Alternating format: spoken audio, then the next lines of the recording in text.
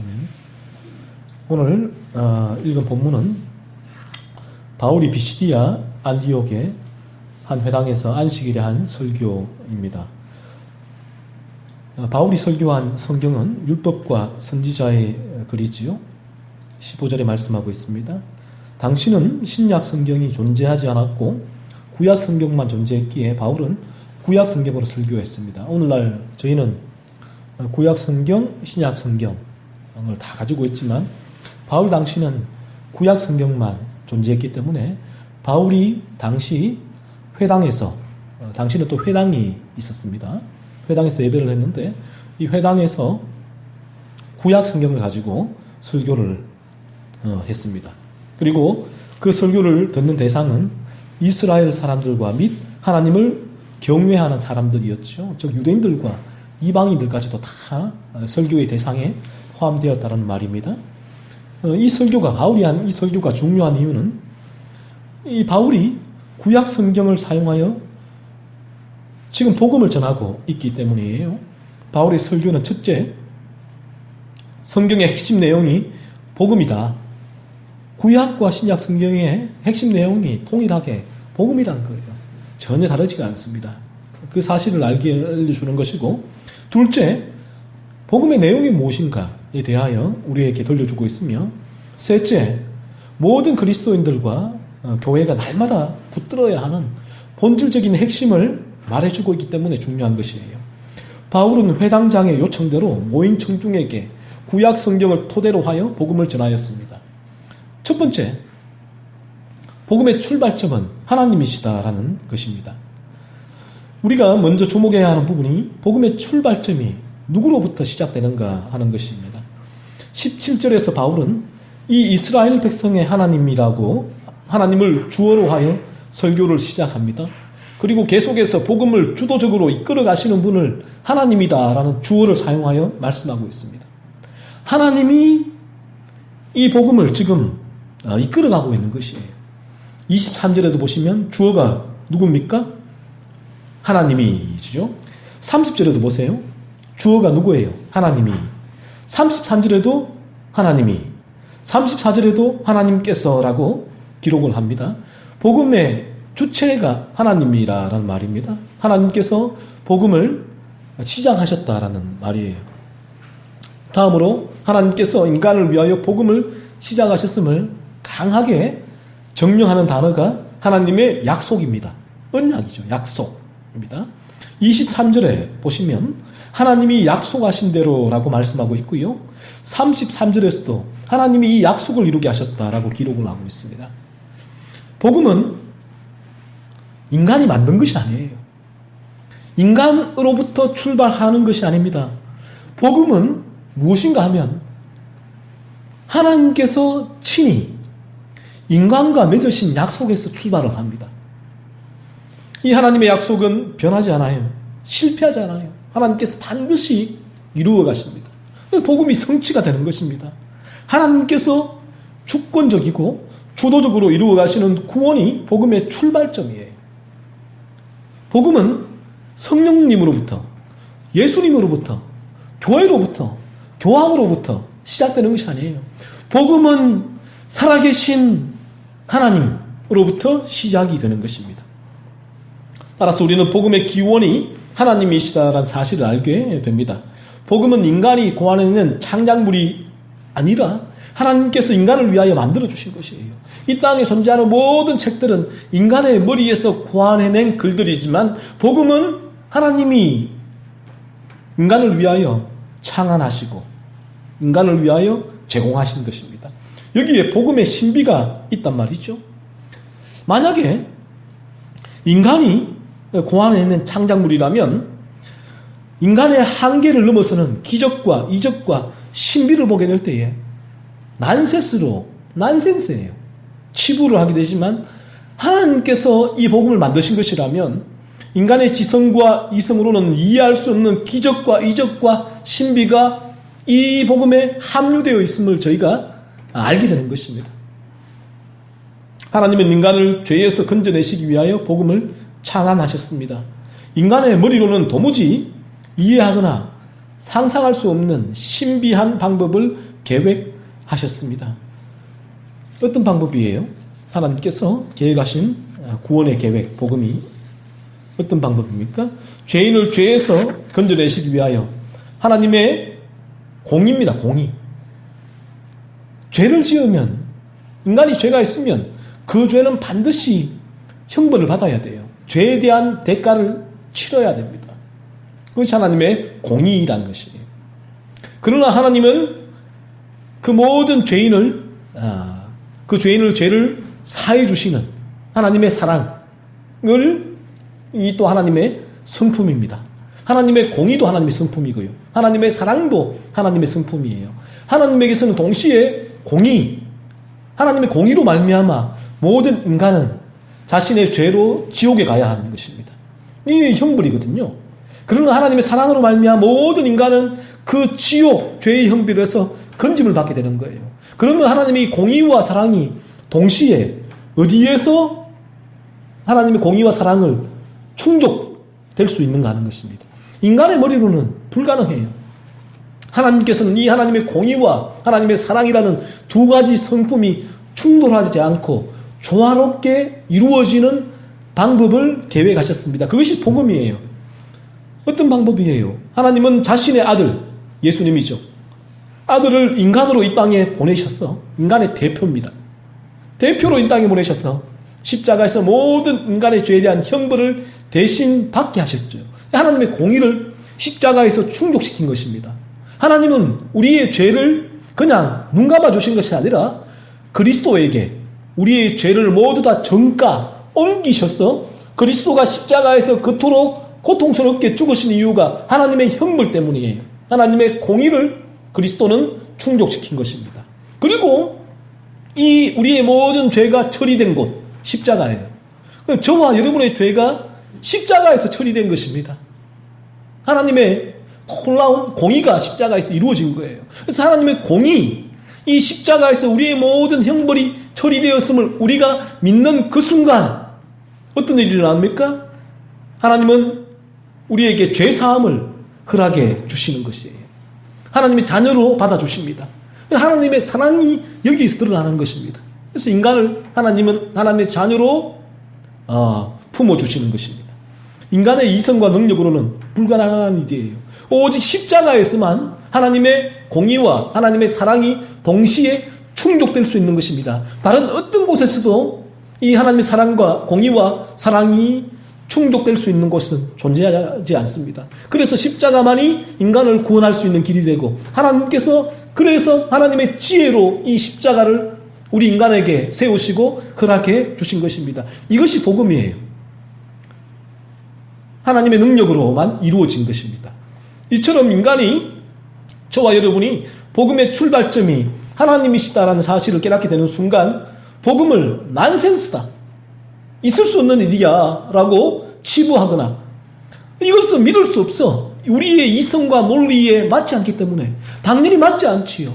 하나님께서 만드신 우리 인간의 이성과 모든 논리를 초월하신 하나님이 만드신 복음이기에 어떻게 인간의 이성과 논리로 이해가 될 수 있을까요?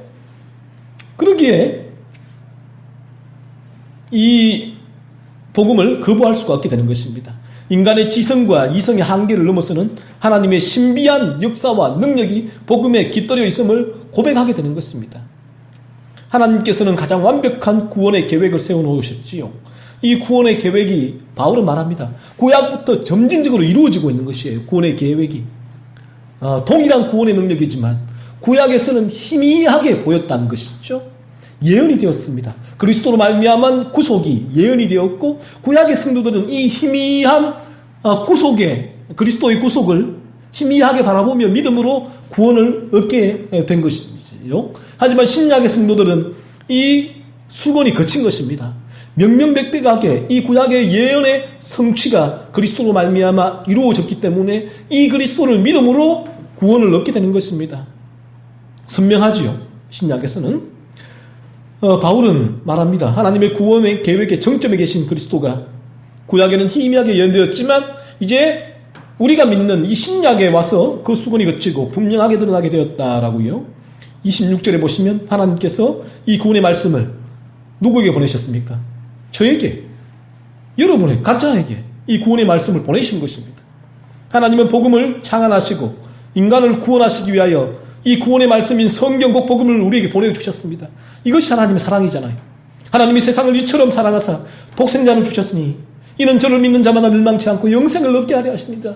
저희를 죄 가운데 구원하시기 위하여 하나님께서 이 복음을 우리에게 주신 것입니다. 이것이 하나님의 은혜요, 자비요, 사랑이 아니겠습니까? 하나님께서 만약에 이 복음을, 구원의 말씀을 우리에게 주지 아니하셨더라면 우리 모두는 영원한 멸망, 지옥길, 하나님의 공의를 받고 공의를 통하여서 형장으로 갈 수밖에 없는 존재들이 되었을 것입니다. 그래서 하나님께서 성경을 우리에게 허락하신 이유는 인간을 죄에서 구원하시기 위함이라는 사실을 항상 기억해야 하는 것이죠. 그래서 우리가 하는 모든 성경의 해석과 설교와 복음 전파의 밑바탕에는 이러한 영혼 구원에 대한 열망이 있어야 하는 것입니다. 하나님께서 이 구원의 복음을 보내셨거든요. 저희가 이 일을 하는 이유가 하나님께서 이 복음을 보내셨기 때문에 우리도 이 일을 하는 거예요. 하나님의 대사로서 이 일을 감당하는 것입니다. 이것이 없이 하는 성경에 관련된 모든 사역은 잘못된 사역입니다. 그릇된 사역이에요. 다음으로 우리는 바울이 전한 말씀을 통하여 구원의 말씀은 무엇인가 하는 것이죠. 구원의 말씀. 하나님께서 이 구원의 말씀을 우리에게 보내주셨는데 그렇다면 이 구원의 말씀은 무엇인가 하는 것입니다. 27절 보시면 재밌는 말이 나와요.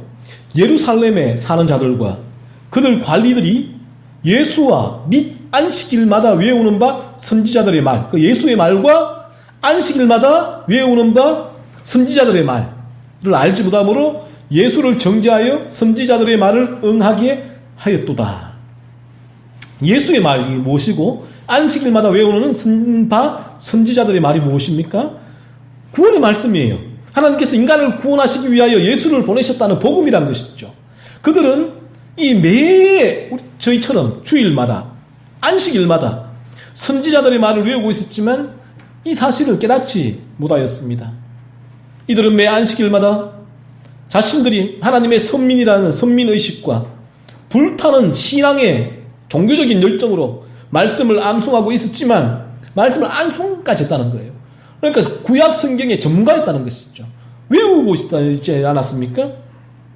정작 가장 중요한 예수 그리스도에게 포커스를 맞추지 못하였습니다. 말씀 가운데 구원의 길이신 예수님을 발견하지 못하였습니다.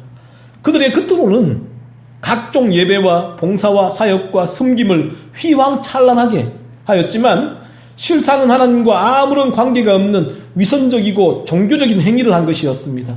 하나님을 섬기고 예배하고 있다는 자신들의 종교심만 충족시키고 더욱 종교적인 교만, 우리는 저들과 달라, 왜 이것들을 하니까 그런 교만을 부추기고 있었던 것입니다. 말씀을 읽고 암송하고 설교하지만 전혀 말씀의 본질에는 접근조차 하지 못하는 사람들이 있다는 거예요. 오늘날 이런 사람들이 교회에도 많이 있습니다. 교회에는 나오지만 아예 성경을 읽지 않는 사람들이 있죠. 이들은 왜 성경을 읽어야 하는지 그 이유를 모릅니다. 이들은 교회에 나오는 무신론자들이죠. 교회에 나오는 무신론자들이에요. 거듭난 신자는, 주님을 믿는 신자는, 십자가를 믿는 신자는, 하나님의 자녀가 된 신자는 성경과 불가 분리의 관계에 놓이기 때문에 성경을 읽지 않을 수가 없습니다. 왜요? 성경에서 그리스도의 생명, 예수님 주님을 믿으면 내 안에 예수의 생명이 존재하는데 내 안에 예수의 생명은 갓난 아기와 같이 그리스도의 말씀을 사모하여 그 말씀의 젖을 빨아당기지 않고는 그 생명이 유지가 되지 않기 때문에 그런 것입니다. 이 성경을 호흡하게 되는 것이죠. 그러나 이들은 아직 거듭나지 않은 영혼이기에 성경을 읽을 마음조차 갖지는 않습니다. 다음으로 성경은 읽고 설교를 듣고 큐티도 하지만 그것이 그리스도와 전혀 무관한 사람들도 교회에 있습니다. 이들은 교회에 나오는 종교인들이에요. 이들은 종교적인 열심으로 성경에 다갔습니다. 성경을 읽고 큐티를 하고 설교를 들으면서 자기 만족에 도달하는 자들입니다. 성경을 통하여 그리스도에게 가까이 나가고 그리스도의 생명을 공급받아야 하지만 그들이 성경의 접근하는 목적이 그리스도가 아닌 것이죠. 성경에서 그리스도를 발견하지 못하고 그리스도의 생명을 공급받지 못합니다. 하나님의 구원 계획인 성경을 읽지만 구원 계획의 정점에 놓여 계신 그리스도를 알려고 하지 않습니다. 고로 이들은 종교인들이에요. 그리스도와 별 상관이 없는 자들입니다. 다음으로 성경을 설교하지만 하나님의 구원 계획이신 그리스도를 전하지 않는 사람들이 있습니다. 이들은 종교적인 의무감과 책임감으로 설교합니다. 이들의 설교는 각종 주석과 책들에서 얻은 정보와 자의적인 해석과 적용으로 가득합니다. 설교를 통하여 자기가 하고 싶은 말들을 하거나 설교를 통하여 새로운 정보를 제공하거나 설교를 통하여 창의적인 아이디어를 제공하거나 설교를 통하여 윤리와 도덕으로 사람들을 억압하고 압박합니다. 설교를 통하여 생명이신 그리스도를 전하지 않아요. 전할 수가 없는 것이죠. 왜냐하면 그들의 심령에 그리스도의 생명이 살아 숨쉬지 않기 때문에 생명을 전할 수 없는 것입니다. 이 구원의 말씀은 인간을 죄에서 건져내시기 위하여 하나님께서 설립하신 구원 계획이고 이 구원 계획을 이루신 분이 예수 그리스도예요. 오늘 바울이 지금 그 말을 하고 있는 것이지 않습니까? 23절에 보시면 하나님이 약속하신 대로 이 사람의 후손에서 이스라엘을 위하여 구주를 세우셨으니 곧 예수라라고 말씀하고 있습니다. 성경은 하나님의 약속입니다. 하나님의 약속은 구주이신 예수의 탄생으로 이루어집니다. 그리고 바울은 이어서 세례 요한의 사역을 언급하죠. 세례 요한이 누굽니까? 세례 요한, 잘 아시는 세례 요한은 이 구약의 예언과 신약의 성취의 연결고리에 있는 인물이지요. 구약에서 예언된 메시아, 곧 그리스도가 탄생했고 자신은 이 구약의 예언대로 탄생한 그리스도의 길을 예비하러 온 선지자라고 세례 요한은 말합니다. 세례 요한은 구약에서 예언된 구약의 말씀이 그리스도를 통하여 신약에서 성취되었다라고 말하는 인물이죠. 29절에 보시면 성경에 그를 가리켜 기록한 것을 다 응하게 한 것이라 라고 말씀을 하고 있습니다. 구약 성경에 그리스도를 가리켜 기록한 것, 즉 그리스도를 예언한 것이 다 성취되었단 말이에요. 신약에 와서 32절에서도 우리도 조상들에게 주신 약속을 너희에게 전파하노니 곧 하나님이 예수를 일으키사 우리 자녀들에게 이 약속을 이루게 하셨다고 말씀하고 있습니다. 이 약속, 구약의 약속이 누구를 통하여 이루어집니까? 예수를 통하여서 이루어진다는 것이에요. 그래서 이 구약 성경도 수많은 이야기들이 있지만 이 모든 이야기들을 구약을 이어주는 연결고리, 구약의 정점에는 그리스도가 계신 거예요. 그리스도가 빠지고서는 이 구약이 제대로 이해될 수가 없고 올바르게 설교될 수가 없는 것입니다. 그리스도께서 십자가에서 죽으시고 3일 만에 부활하신 것이 우연이 아니란 거예요. 어쩌다 보니 일어난 일이 아닌 것입니다. 그리고 급하게 고안해낸 계획도 아니란 말입니다. 하나님께서 이 세상이 만들어지기 전에 창세전에 계획하신 구원의 방도가 십자가, 복음이란 말입니다. 창세전에 계획해 놓으신 구원 계획을 하나님께서는 구약에서 인간들에게 알려주셨습니다. 우리의 믿음의 조상 아브라함이 알려주셨잖아요. 이삭에게, 야곱에게, 모든 선지자들에게 이 구원의 계획을 알려주셨습니다. 33절에서 말씀하듯이 하나님의 아들을 인간의 죄를 대신하여 저주의 형틀이죠. 저주의 형틀. 하나님의 공의가 성취되어지는 모든 인간의 죄를 대신하여 형벌을 받으신 저주의 형틀인 나무, 곧 십자가에서 죽이시고 부활하게 하시겠다는 계획을 예언하시고 구약에서 예언하셨고 신약에서 성취하셨습니다. 따라서 구약은 하나님께서 보내신 구원의 말씀이 예언된 책이고 신약은 하나님께서 보내신 구원의 말씀이 성취된 책이에요.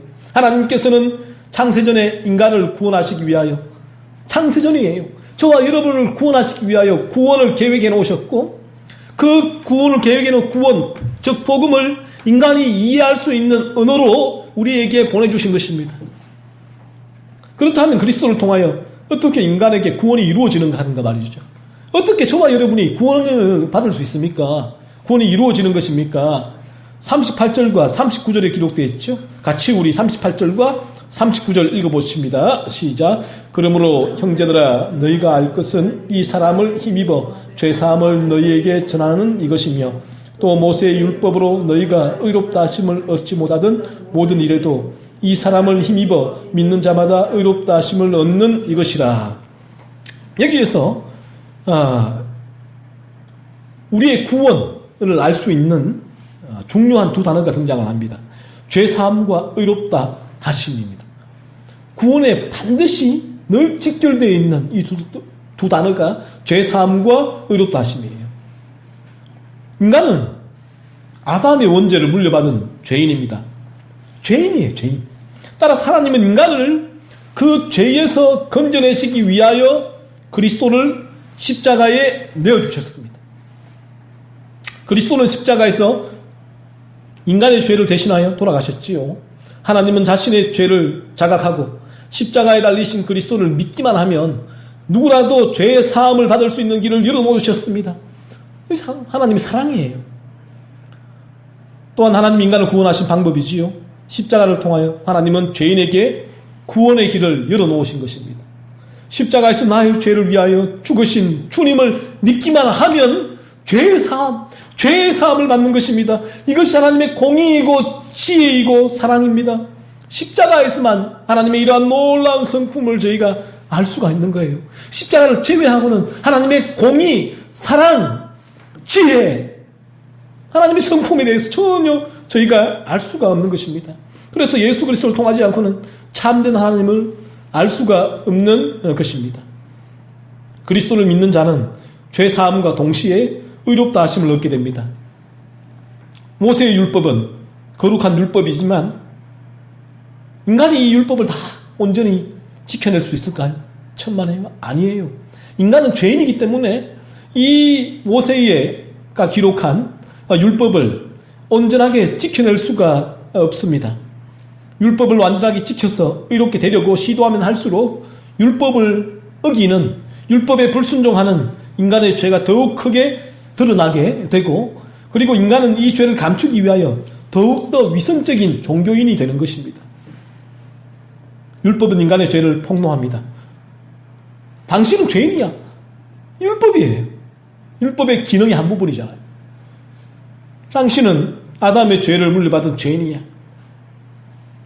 이 율법을 온전히 지킬 수 없기에, 이 율법에 하나라도 어기게 될 경우에는 인간은 죄인이 되기 때문에 율법은 인간을 죄인으로 정죄합니다. 인간의 죄를 폭로합니다. 인간이 의롭다함을 얻을 수 있도록 하나님은 인간의 죄를 십자가에서 사하여 주셨고, 이를 믿는 자는 죄의 사함을 받기에 의롭다고 여겨주시는 것입니다. 따라서 그리스도를 믿는 그 순간 인간은 죄의 사함을 받고 의롭다 하심을 얻게 돼요. 하나님이 보시기에 의로운 존재가 되는 것입니다. 그리고 그 순간부터 우리 안에 거룩의 씨앗이 심기기 때문에 죄를 미워하는 거룩한 삶을 살아가게 되는 것입니다. 그래서 조그만 죄를 지어지게 되면 내 주님이 주신 이 생명이 찔림을 받게 되고, 그래서 그 조그만 죄에도 가슴 아파하며 애통하며 회개하게 되는 것이고, 그래서 저희가 이 예배 시간에 죄의 고백 시간을 그래서 가지게 되는 것입니다. 성경은 하나님의 구원 계획을 인간에게 계시해 주신 적이에요. 계시라고 하잖아요. 하나님이 인간에게 이 구원 계획을 계시하지 않으셨다면 인간은 절대로 하나님의 구원 계획을 알 수가 없고 영원한 멸망의 길로 가야 되는 존재입니다. 인간은 죄로 말미암아 하나님의 원수가 되었고 마귀의 하수인이 되었으며 영원한 멸망을 받아야 하는 존재가 되었습니다. 하나님은 이러한 인간을 죄에서 건져내시기 위하여 창세전에 인간의 구원을 계획하셨고, 그 구원의 계획을 구약에서 약속해 주셨고 신약에서 성취해 주셨습니다. 구약에서 예언되고 신약에서 성취된 하나님의 구원 계획의 약속을 이루신 분이 누구십니까? 누구예요? 그리스도, 예수 그리스도예요. 그리스도는 십자가에서 죽으심으로 이 일을 이루셨습니다. 따라서 하나님의 구원 계획을 믿고 그리스도의 십자가에서의 대속의 사역을 믿는 자는 누구라도 죄사함을 받고 의롭다함을 얻게 됩니다. 인간의 지성과 이성과 능력을 초월하는 하나님의 구원 계획을 믿으십시오. 하나님의 구원 계획을 알고 믿기 위하여 성령으로 나아오십시오. 그러면 성경을 통하여 창세 전에 저와 여러분을 위하여 계획해 놓으신 나를 향한 구원의 계획을 만나게 될 것입니다. 그 구원의 계획을 이루신 분이 그리스도이십니다. 그리스도께서 십자가에서 나의 죄를 대신하여 죽으셨고 3일 만에 부활하신 거룩하신 하나님의 아들이라는 사실을 알게 될 것입니다. 이 진리를 믿음으로 우리는 구원을 얻게 되는 것입니다.